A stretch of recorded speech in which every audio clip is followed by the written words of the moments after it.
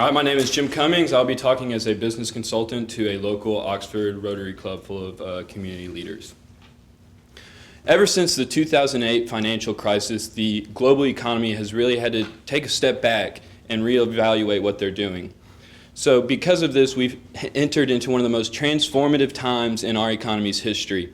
As business owners in your community and leaders in your community, you should know the trends that are occurring in the economy, whether that is to protect from safeguards or as opportunities to expand your business and how it's doing.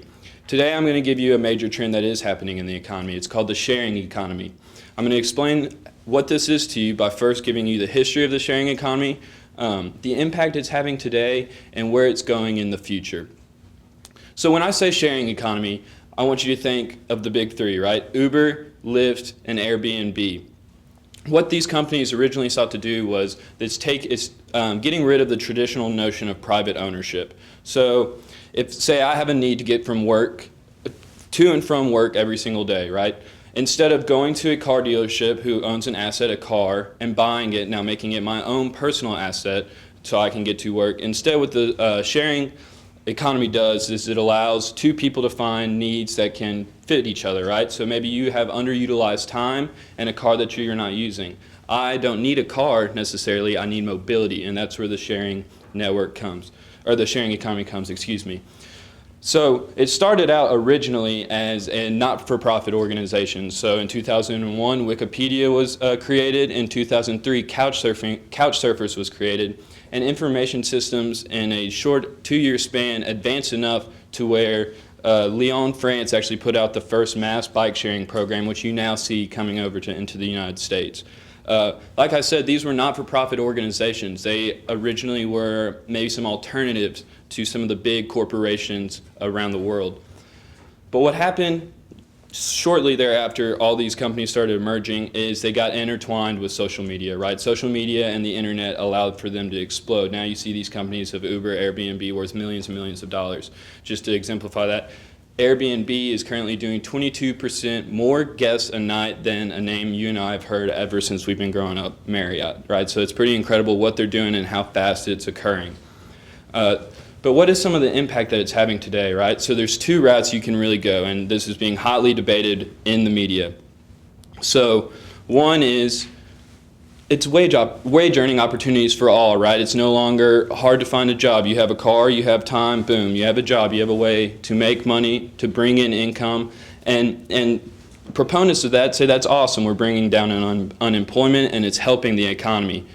You come over here to the other side, and the critics will oppose you and say, yes, we now have a land of low wage earning, no benefit having, non-traditional jobs, right? So this is a relatively new concept. So research is just now heavily getting put into how it actually is affecting the economy while it is still very hotly debated on both sides. One thing that can't be argued though, it has brought something new to commerce that we have not seen in a very long time.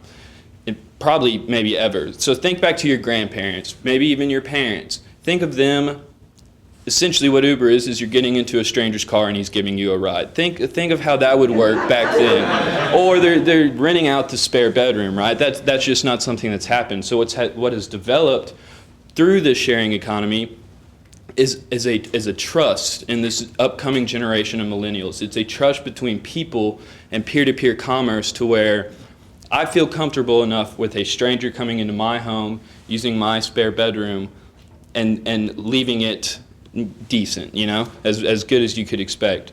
So that is something that I think as a society, one, we should be proud of and we should expand upon. There is also the question of where the sharing economy is going, where it's going to be in the future.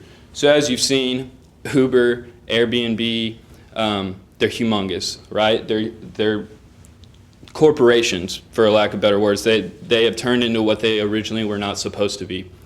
What you're going to start to see, though, is so Lyft and Uber are both car companies. There are going to be less duplication efforts of same industries, and there's going to be niche companies bubbling up underneath, right? So these niche companies should retain, because they're not as big as car industry or the hospitality industry, should remain maybe their smaller, not-for-profit origins. But companies like this, for example, Nimber, right? Nimber is a company to say that I'm driving back to home for Texas for the weekend. You are not, but you need your golf clubs back in Texas for whatever reason. A friend needs to use them or something. I have empty room in my car. We meet these needs together, and through this, we come to a transaction price, and that is basically what is happening. So these niche companies are going to stay. What you're also going to see is with any good idea or new technology, new change, litigation, right? So here in Oxford, as the Oxford community is well aware of, Uber has been booted out of Oxford. Through the taxi cab drivers and then onto the city council, they are no longer allowed. So with all this, you're going to start to see more and more of what's already occurred. What also you're going to see is these companies are going to start, as much as they started as different things, they're going to start to come closer and closer together. So Etsy, does anybody know what Etsy is? It's a craft, it's where artists and creators come and they sell, it's a craft marketplace, right?